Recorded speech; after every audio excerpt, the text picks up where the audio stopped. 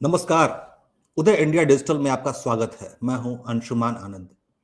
आज हम अपने स्टूडियो में एक बेहद दुखद घटना को लेकर डिस्कशन करने जा रहे हैं। गुजरात के मोरबी जिले में एक बड़ा दर्दनाक हादसा हुआ। लगभग 400 लोग नदी में गिर गए पुल टूटने की वजह से, जिसमें से अभी तक 140 लोगों की मौत की खबर है, जिसमें औरतें और बच्चे भी शामिल थे। प्रधानमंत्री मोदी खुद गुजरात में हैं और ये भीड़ जो इकट्ठा हुई थी वो छठ पर्व के अवसर पर हुई थी। और लोग नदी पर बने एक ताजा तरीन पुल नदी पर बनकर तैयार हुआ था, जिस पुल पर लोग इकट्ठा हुए थे। पुल की क्षमता कमजोर थी या फिर लोग ज्यादा इकट्ठे हो गए थे? क्या वजह थी इस हादसे की, इस बारे में हमें बताने के लिए गुजरात से मौजूद हैं भार्गव पारीख जी, जो वरिष्ठ पत्रकार हैं, और वो हमें इस भीषण हादसे के बारे में जानकारी देंगे। भार्गव जी, अभी क्या स्थिति है? मरने वालों की संख्या कितनी तक पहुंची है? अभी थोड़ी देर पहले ही हमारी रेंज आईजी जो है राजकोट के अशोक यादव, उनसे जो बात हुई है तो 141 पे आंकड़ा अभी पहुंचा है। रेस्क्यू ऑपरेशन अभी भी चल रहा है। गुजरात राजकोट के जो रेंज आईजी है उनसे अभी अभी हमारी बात हुई है तो उन्होंने 24 घंटे के अंदर 9 लोगों की गिरफ्तारी की है, जिसमें से 2 लोग जो है वो ब्रिज बनाने के वाले कॉन्ट्रैक्टर है जिन्होंने इंफीरियर क्वालिटी का ब्रिज बनाया था। उसके अलावा सिक्योरिटी के 3 पर्सन है, बाकी के 2 पर्सन जो है वो मैनेजर है यहाँ के ये कंपनी के, और 2 लोग जो है वो सिक्योरिटी गार्ड है जिनको ये आवाजाही पे रोक लगानी थी, लेकिन उन्होंने अपनी लीपापोती इसके अंदर बरती है। हालांकि मैं आपको एक चीज बता दूं कि ये जो स्ट्रक्चरल इंजीनियरिंग के हिसाब से ये जो ब्रिज जो टूटा है उसके अंदर स्ट्रेटेजिकल फुट स्टेप्स जो नहीं थे, तो फुट स्टेप जो स्ट्रेटेजिकल नहीं थे उसकी वजह से ये हुआ है। तो 2000 की अगर बात की जाए तो लंदन के अंदर मिलेनियम ब्रिज में भी इस प्रकार का हादसा हुआ था, और उसकी वजह ये थी कि फुट स्टेप स्ट्रेटेजिकल नहीं हुए थे, और ये फुट स्टेप स्ट्रेटेजिकल नहीं होने के कारण ये हादसा होता है, क्योंकि ये हैंगिंग ब्रिज है और ये 150 साल पुराने इस हैंगिंग ब्रिज के अंदर रिपेयरिंग के बाद ये स्ट्रेटेजिकल फुटप्रिंट नहीं होने के कारण ये हादसा हुआ है। और क्योंकि अच्छा, तो यहाँ भार्गव जी, ये जी पुराना पुल था जिसकी मरम्मत की गई थी? जी बिल्कुल, ये पुराना ब्रिज है। वो मैं आपको बताऊं कि ये 150 साल पुराना ब्रिज है जिसका जिसको सर यहाँ मोरबी के जो महाराजा थे सर वाघाजी ठाकुर, वाघाजी ठाकुर ने इसको बनाया था। और वाघाजी ठाकुर का ये दूरंदेशी थी, और वाघाजी ठाकुर ने ये ब्रिज बनाया था। उस समय पे कला और विज्ञान का एक समन्वय माना जाता था, और कई सालों तक ये लोगों के लिए एक पर्यटन का स्थल भी रहा है, यहाँ पे टूरिज्म की प्लेस भी रही है यह ब्रिज। लेकिन इस बार जो हुआ वो संडे का दिन था गुजरात के अंदर।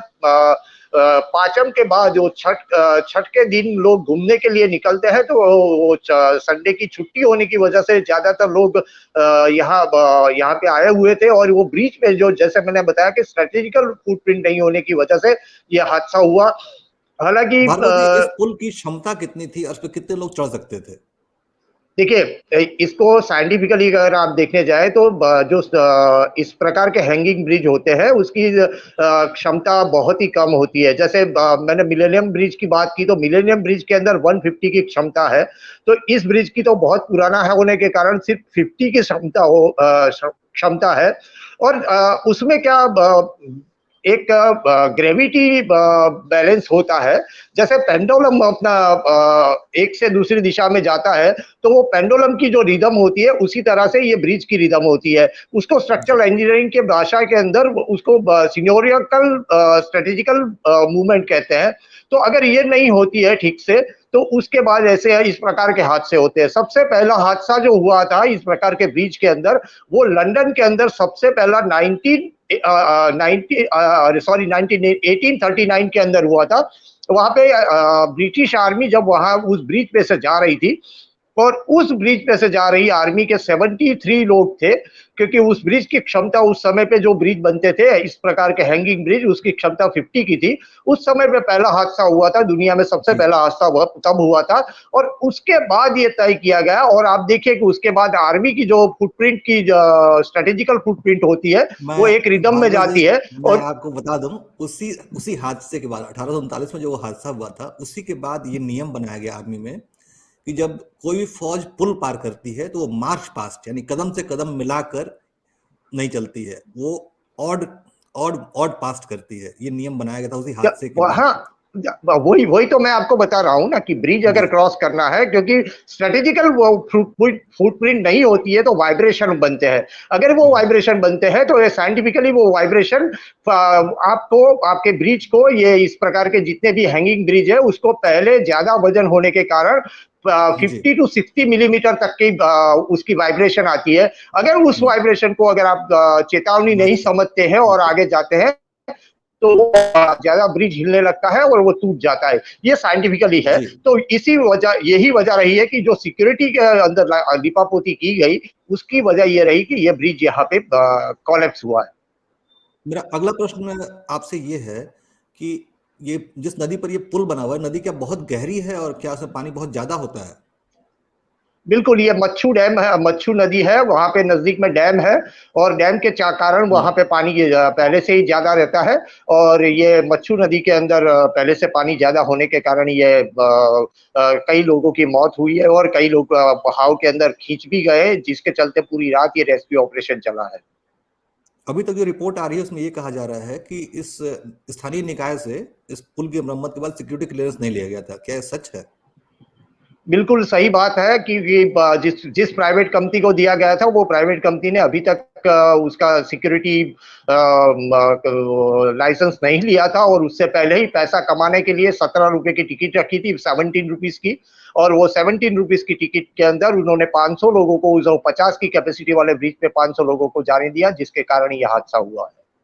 ऐसे में तो ये क्रिमिनल निग्लिजेंस यानी आपराधिक लापरवाही का मामला दैट्स बनता ट्रू, है। That's true, that's true. और क्रिमिनल ऑफेंसिव उसको सब मानव वध का ऑफेंसिव इसके अंदर पुलिस ने दाखिल किया है। 308, 304 और 114 लगाया गया है। तो वो मानव वध का अपराध है, और वही पुलिस ने वही कार्रवाई की है।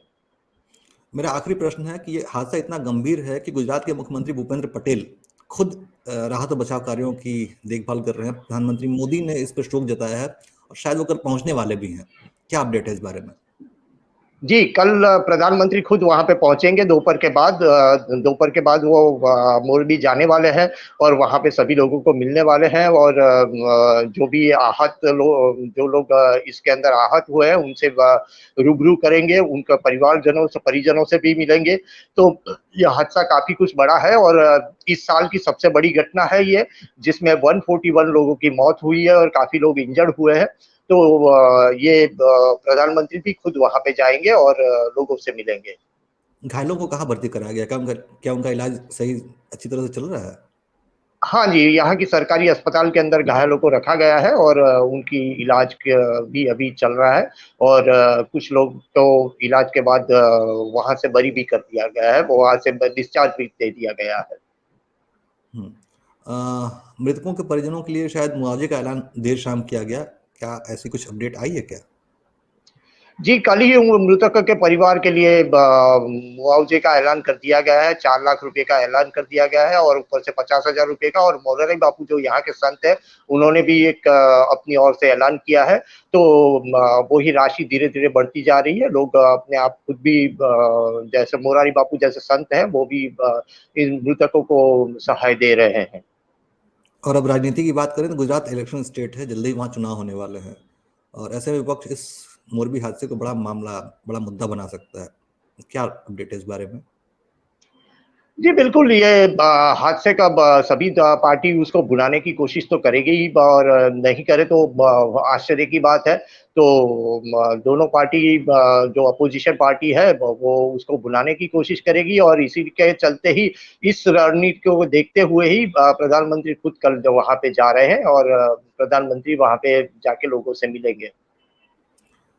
आपने बहुत अहम जानकारियां दी और बहुत गूढ़ जानकारी दी। एक आखिरी प्रश्न और इससे होता है, क्या गुजरात में मोरबी जैसे और भी पुल हैं क्या जहां पे इस तरह के हादसे होने की आशंका है? अगर है तो क्या सरकार इंतजाम कर रही है उसके लिए स्पेशली कुछ? जी, यहाँ पे ऐसे 2 ब्रिज हैं, जैसे अहमदाबाद में बना हुआ नया अटल ब्रिज है, उसके अंदर आज से ही रिस्ट्रिक्शन लगा दिया गया है।